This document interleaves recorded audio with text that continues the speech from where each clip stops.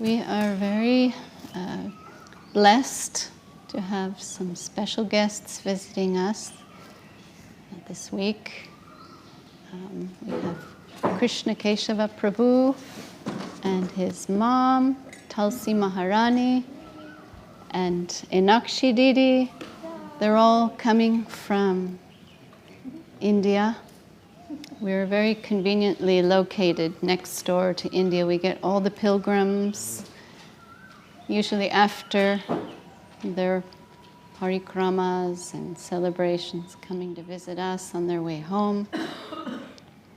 And we just came from celebrating Gaur Purnima with Srila Bhakti Prapana Tirtha Maharaj and going on parikrama. And I'll just give a little introduction for who may not know you. I think a lot of devotees do know you from your scientific preaching with Srila Bhakti Madhav Puri Maharaj. Both Tulsi Maharani and Krishna Keshava Prabhu have been serving and assisting Sripad Bhakti Madhav Puri Maharaj, PhD, our scientist Maharaj, who's been spent his whole life serving Srila A.C. Bhaktivedanta Swami Prabhupada and our Param Guru Maharaj, Srila Bhakti Rakhak Sridhar Dev Goswami Maharaj, and our Gurudev, Srila Bhakti Sundar Govindadev Goswami Maharaj, starting with the Bhaktivedanta Institute, and then the name from the Mat, which... SES at the end. Oh, the Bhaktivedanta Institute, SCS Mat. BVI-SES stands for Bhaktivedanta Institute of Spiritual Culture and Science, but it was with the thought of Sri Chaitanya. Okay, wow. So both Krishna Keshava Prabhu and his mother Tulsi Maharani have been assisting Madhav Puri Maharaj, who's my dear uncle and worshipable friend throughout the years. I got to spend some time with Maharaj, visiting when he came to visit us in California.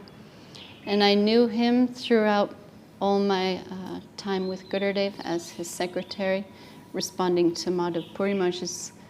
He would send donations to the Mat throughout the years, and so I would always correspond with him.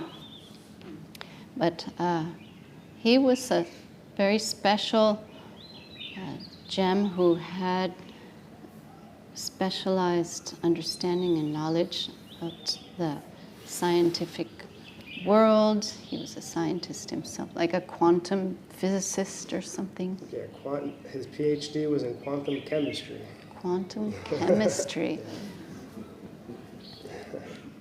And his specialty was the scientific preaching field, and Krishna Keshava Prabhu was his assistant and follower, and lived with him the last 7-8 years of his life on this earth. Yes, about six years, 10 months. Yeah, 6 years, 10 months. And you had the Princeton preaching program. Does that continue?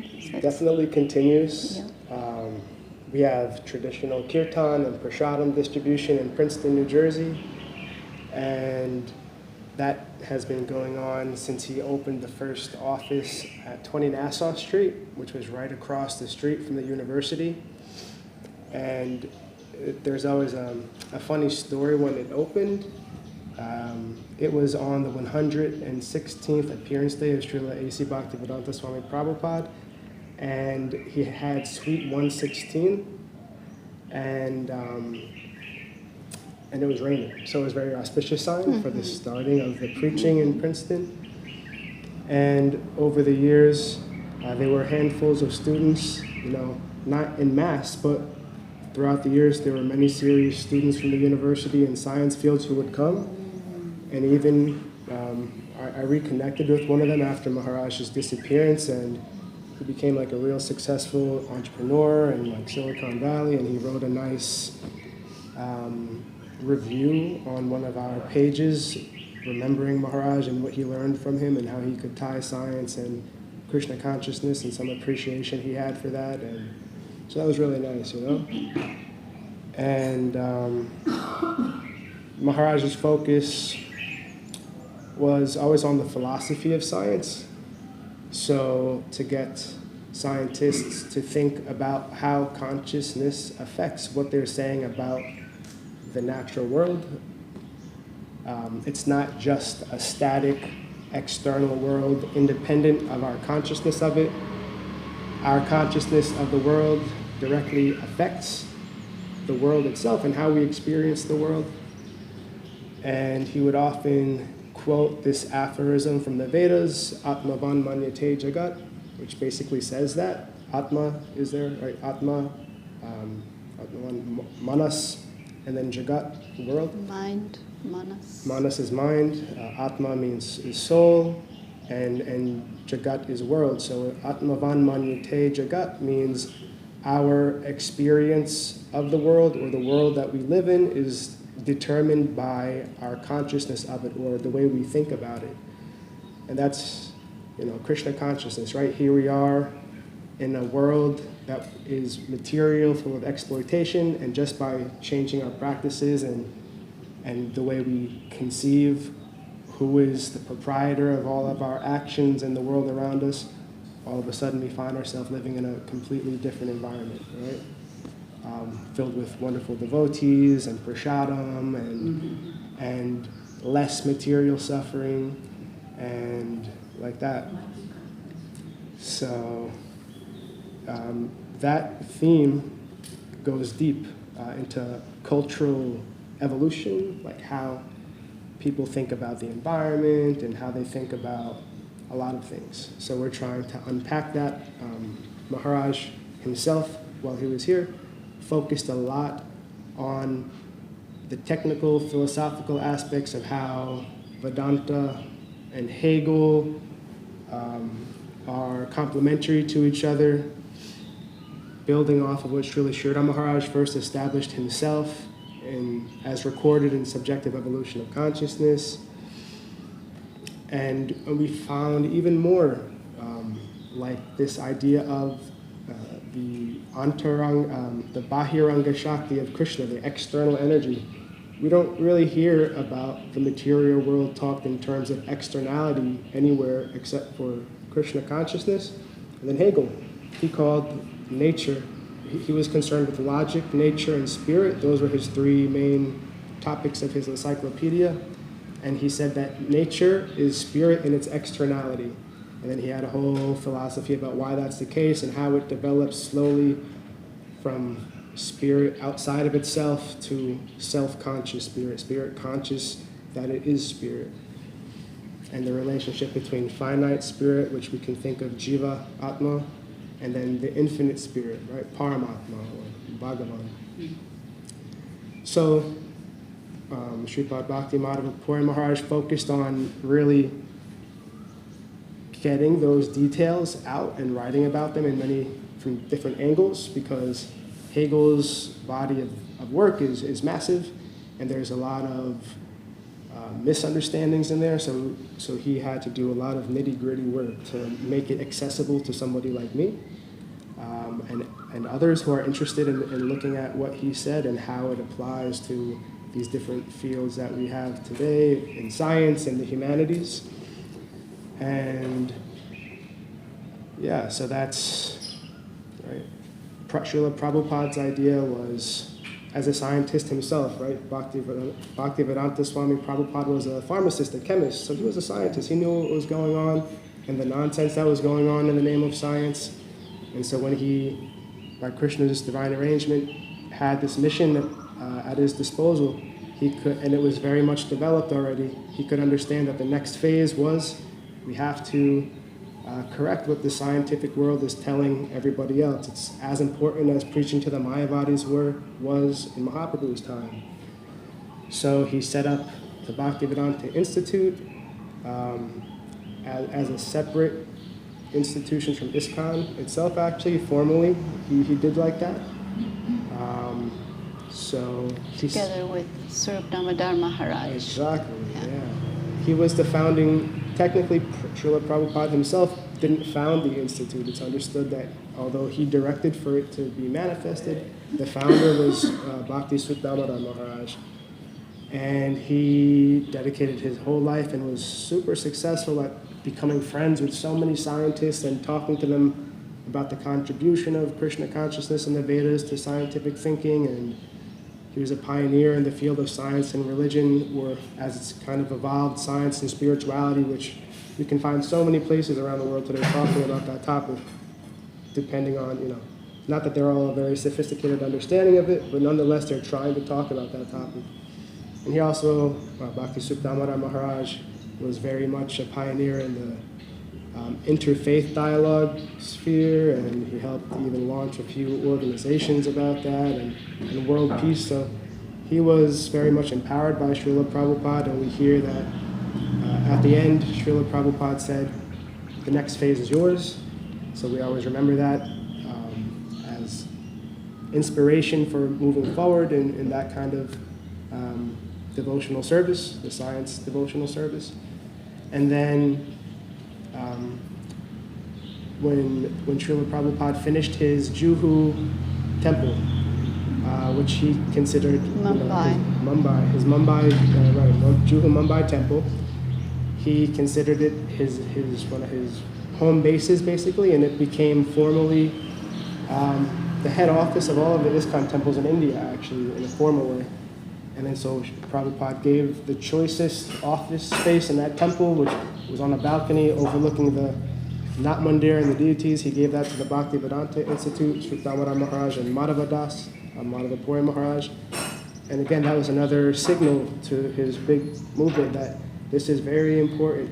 Try to support this in whatever way you can. So again, that's also always I'm remembering as inspiration for moving forward. And then after Srila Prabhupada left and directed his disciples, please, you can take further instruction from Srila Sridhar Maharaj. He's my Siksha Guru, what to speak of the benefit you can get. Madhava Das Brahmachari was one of the devotees who went in the 1980s to Srila Sridhar Maharaj and would eventually receive sannyas. And Srila Sridhar Maharaj's, not only his just penetrating insight about the highest conclusions of Gaudiya Vaishnava philosophy, that helped everything, but also his own deep philosophical insights about Western philosophy, which he had so much of, and his own understanding of what scientists were doing too. So he gave the whole idea of the evolution of consciousness, subjective evolution of consciousness, and he's the one who introduced Hegel to Sripad Puri Maharaj. And he's the one who would talk about Krishna in this very unique way as the organic whole, which is such a helpful way to think about divinity that's really not presented in like any other religion. That there is a whole, it's a psycho-physical whole, it's not just physical, it's also mental, and it's self-conscious, it's personality, and that we have that quality because we're a part of that whole, and our relationship to the whole is for the purposes of that whole. And in Bhagavatam, there's even a shloka that tells, just like in the body, it's the same way, actually. It's helpful to think of cells. Their lung cells, heart cells are all individual, just like us. But they're all supporting each other's functioning, and they're for the purpose of the whole organism. So all these ways are super helpful, concrete ways to conceive of our relationship with divinity and to help just ground us in that. And so we're trying to really develop that as much as possible and to show how it's relevant to different fields, and like I said before, in the sciences and humanities, and trying to inspire by Guru and Gauranga's grace some cultural evolution in the Western world. And we feel very blessed to have the association of the devotees upon departing Sripad Puri Maharaj told to us that we should take shelter of Srila Bhakti Prabhu Tirtha Maharaj and Srimati Bhakti Lalita Devi Dasi. So we feel very blessed to have their association and their encouragement, and we hope, we plan to give our life in this direction, to continue to give our life in this direction, we are excited for the future. So, Krishna, Keshava, Prabhu, and Tulsi Maharani, they together are carrying on Sripad Bhakti Madhav Puri Maharaj's legacy. It's a kind of a loaded word. It feels probably like a huge responsibility, but you're carrying that so beautifully and naturally. You're naturally a scientific preacher, and you can grasp these concepts and share them with the world in both introductory way and like a very sophisticated, elaborate way. Whenever I meet a scientist, I just hand them Subjective Evolution of Consciousness and just read this book. But we can also pass them to you, and you're carrying on with that service. And Srila Sridhar Maharaj liked to use Hegel as a bridge, right? Yes. But Hegel only goes so far. That's a fact. He doesn't get personal, interactive,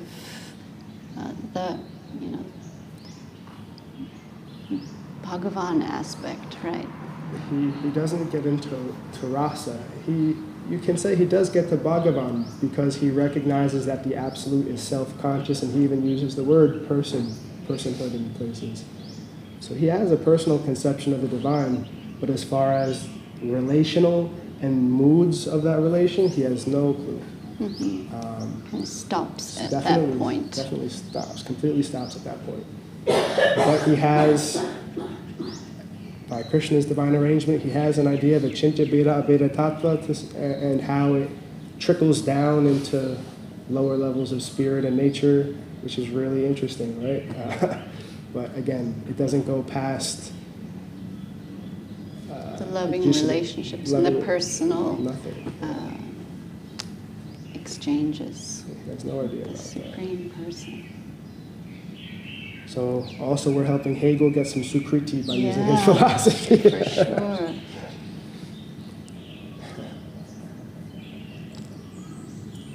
One time, Sripad Puri Maharaj asked Srila Sridhar Maharaj, who is Hegel, like in a higher way? Because how can he know these things?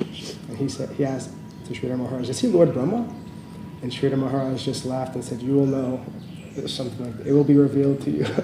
So I don't know anything beyond that, but he told me that. And so maybe there is, Hegel is a manifestation of like Brahma or a higher devotee or something like that.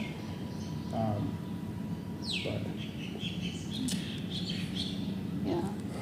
And what is your approach to all the scientific conferences that are going on around the world? Do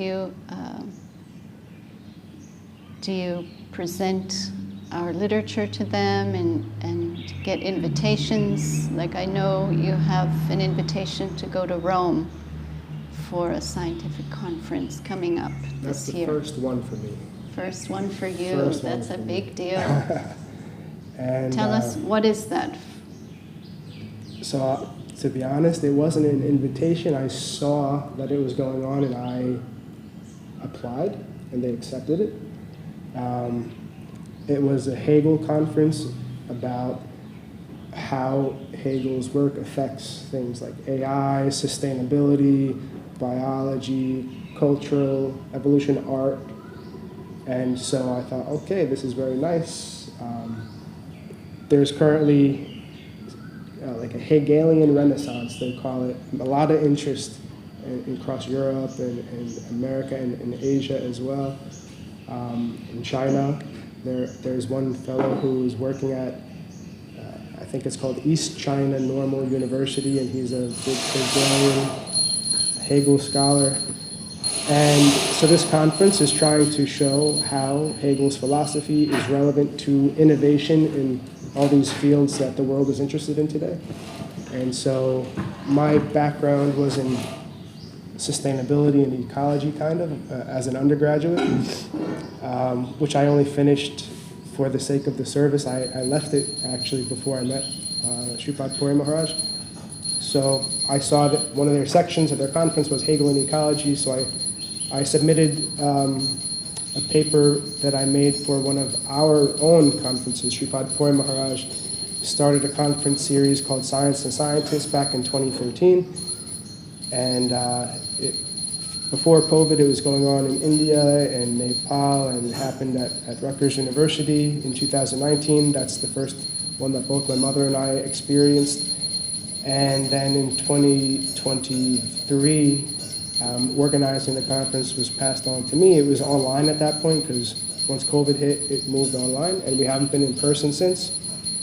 But I used the paper that I presented at our Science and Scientists conference last year for that Hegel conference in September in Rome, and they liked it, and they wanted to hear more about it. And so, yes, the idea is we have a message based on all that work Sripad Puri Maharaj did, and now the objective is to go to as many of these kind of conferences as possible. And at first, it looks like me finding them and applying. Only then, after people hear about it and ideally find the value in it, then maybe they would invite,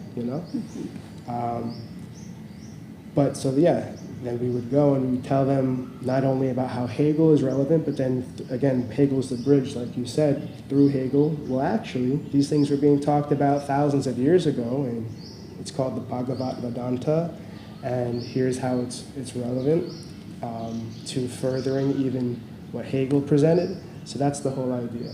And I haven't personally presented at one of these bigger conferences about the Bhagavad Vedanta. Smaller ones that are based in India online I've done. But through the Science and Scientists conferences, we've been, by Krishna's arrangement, pretty lucky the last few years, and we've gotten some serious scientists who are themselves already studying how consciousness is permeating the body. Even a single cell they consider has cognition. It makes decisions. It cooperates with other cells. They solve problems that are unexpected. So these are all characteristics that make them admit, okay, cognition is there. It's not just at the level of human, although that might be a more mature, sophisticated level. It's also at a single cell in plants and animals.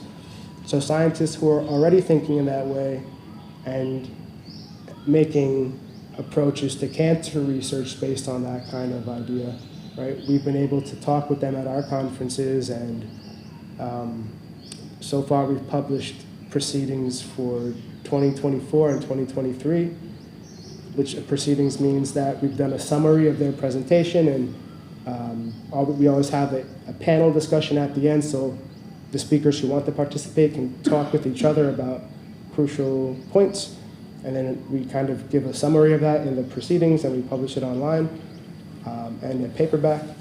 So that's kind of been the model that we've been moving forward with the last couple of years, and we hope that the impact of it increases now, because it's pretty clear how to move forward, although there's still more to unpack from what Maharaj has gathered.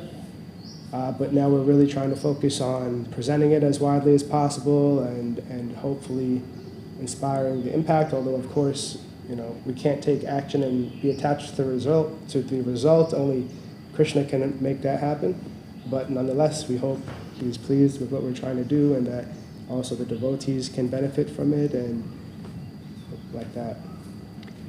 Tulsi Maharani, she is highly qualified. She's very quiet. We're just going to pass the mic over. She has a degree in multimedia. She's all things media and worked in that field and is assisting Krishna Keshava Prabhu and is the only disciple of Sripad Bhakti Madhav Puri Maharaj. He wasn't accepting he wasn't accepting disciples, but only one. Made some exception for her because she's so special and so dedicated. And so share a few words from your heart. So as Keshava's mother, when he decided to go down the path of Krishna consciousness, it was new, and honestly, it was kind of shocking. We didn't know how to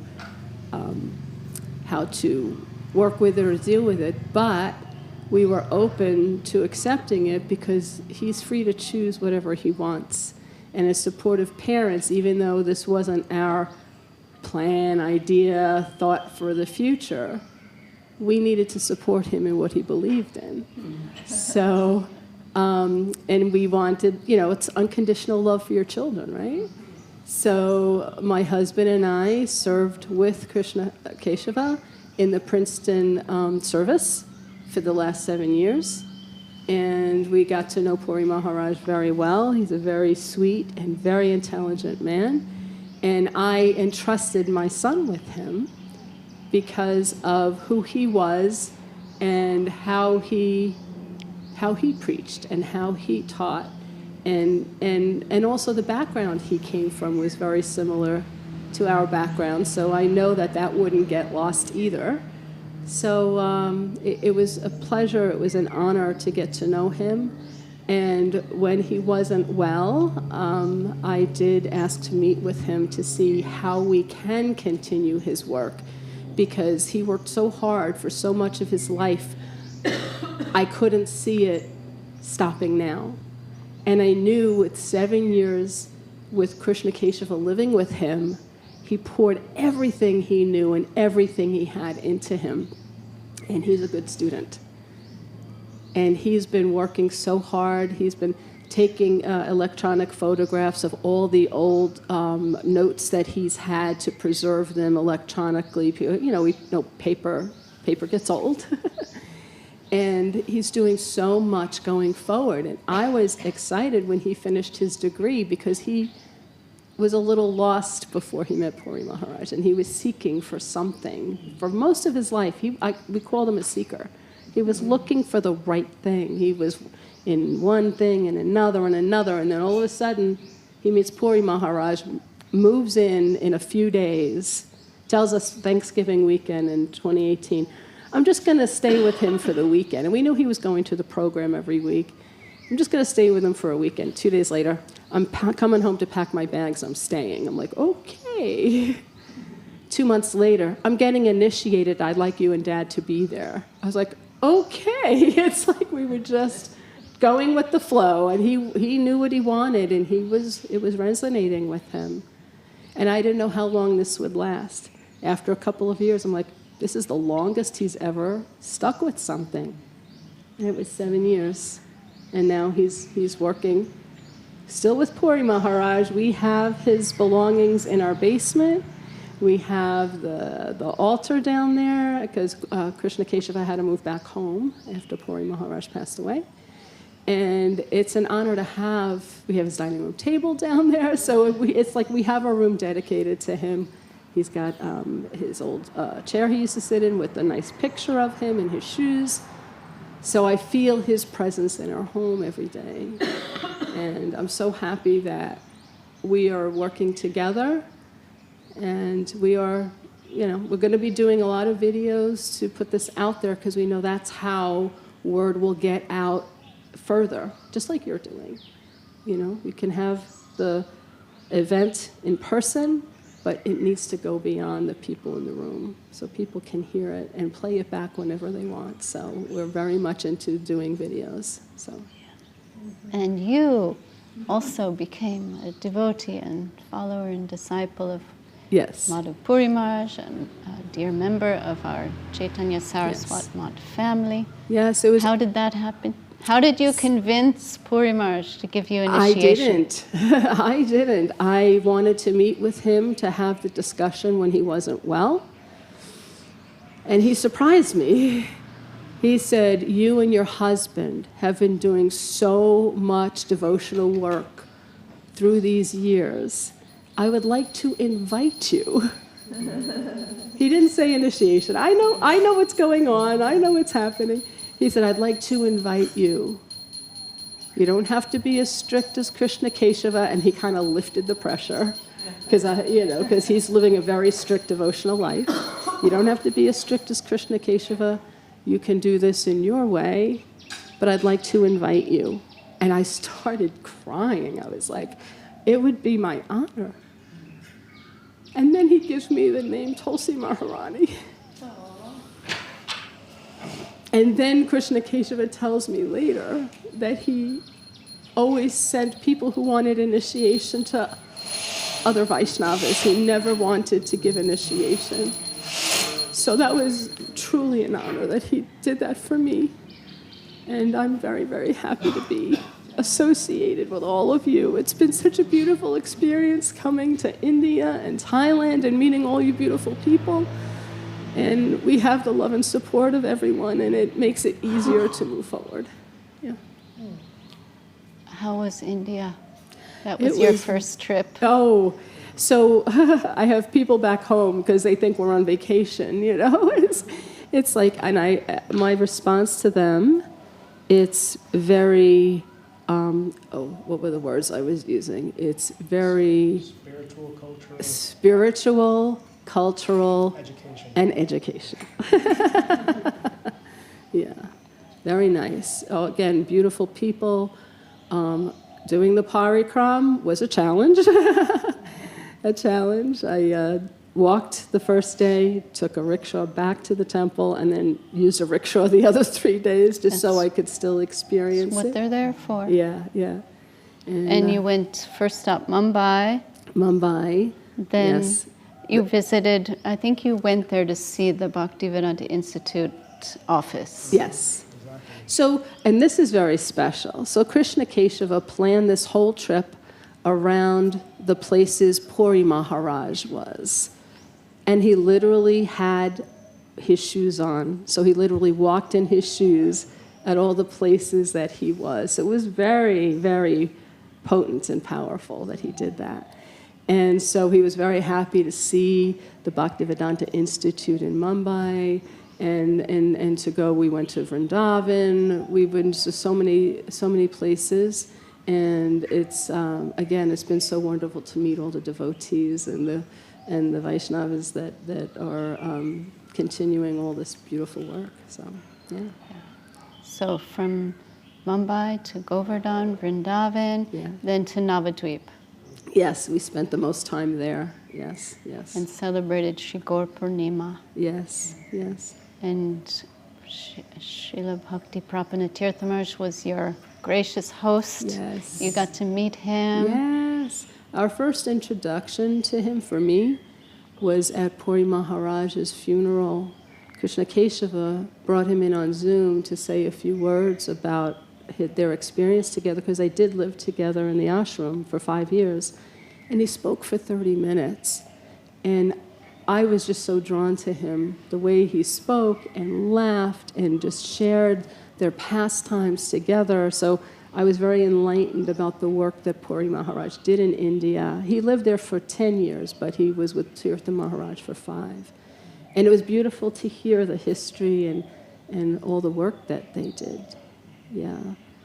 And as Chris said, and then Puri Maharaj gave direction to follow him and to be associated with you as well. And I'm very happy about that.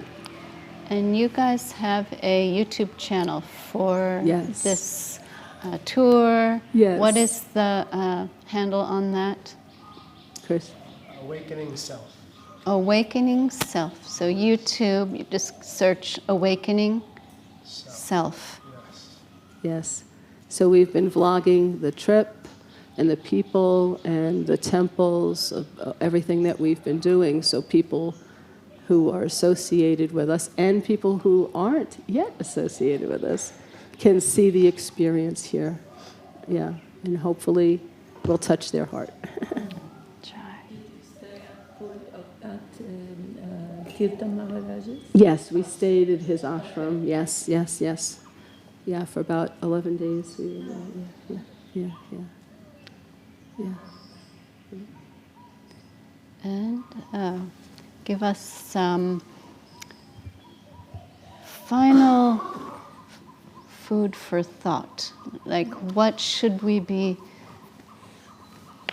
thinking about and praying for and developing internally and relishing and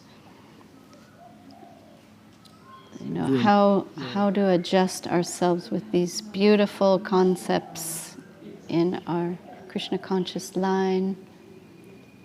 I think the most general thing is the importance of education. Right? In the world, there are educational systems and ways to reform them. And we've encountered devotees throughout this trip who are grihastas and trying to navigate what to do with their kids. Should we do public school? Should we do homeschool? Those are all very practical things that devotees and non-devotees deal with.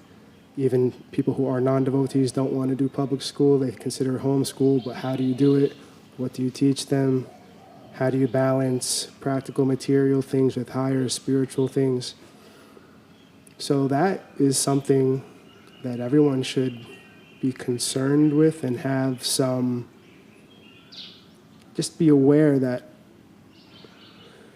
there are projects within the devotional world that are trying to connect, because honestly, we don't have any kind of curriculum or anything like that right now. It's not in a developed form. But the goal is that one day, right, there's a very nice, flexible kind of curriculum that can help meet kids where they are and teenagers and graduate students. Krishna gave us some interests, personal interests, just like heart cells and lung cells are there. But they're for the higher purpose. It's not just for us to relish our own hobbies and interests. It's to develop those interests in Krishna's service under the guidance of Guru and the Vaishnavas. So we shouldn't forget or neglect those predispositions that we have, but at the same time we have to cultivate them in a very spiritually healthy way. So I guess I would just want to say that there are projects trying to move forward with this in mind, trying to develop educational systems that are relevant for properly aligned spiritual growth and also materially palatable in the sense that people want to better themselves. That's great. But what does it actually mean in a higher sense? That has to be a part of the education. So that would be my final message. Is that okay? The truth, the palatable truth. Sundaram, Srila Sridhar Maharaj said. Speak the truth, but speak the truth that is palatable. And he used the word Sundaram. Because some people will say, well, what if the truth isn't palatable? What if we're very much attached to our comfort zone and the truth is going to take us out of that comfort zone?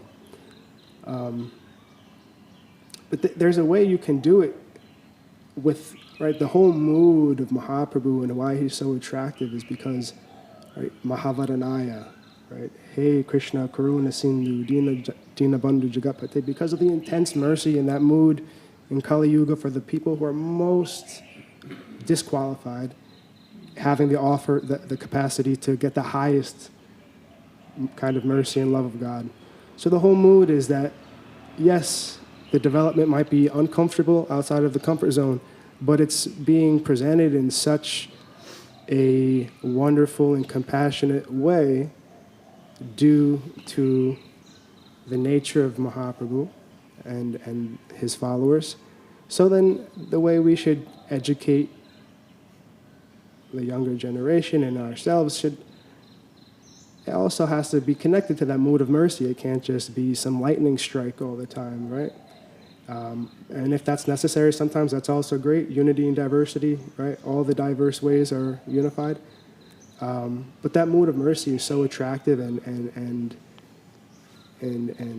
is there to help us have some palatable adjustment, proper adjustment, and palatable Sundaram, as you're saying. So Srila Sridhar Maharaj. Srila Sridhar Maharaj said Sundaram. So.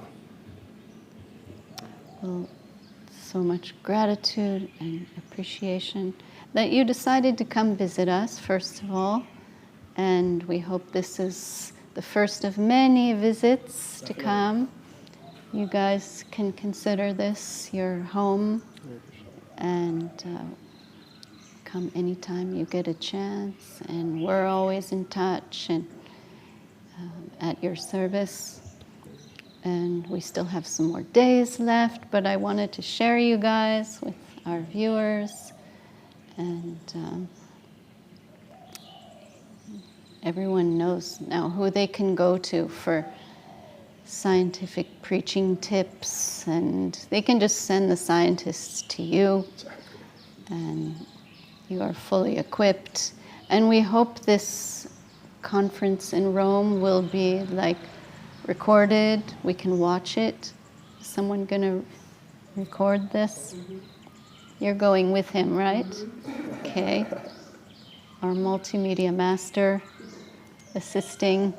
He's very good at multimedia and editing these videos, so Yes, it definitely will be recorded, and we'll have as much resources from there available as possible. So.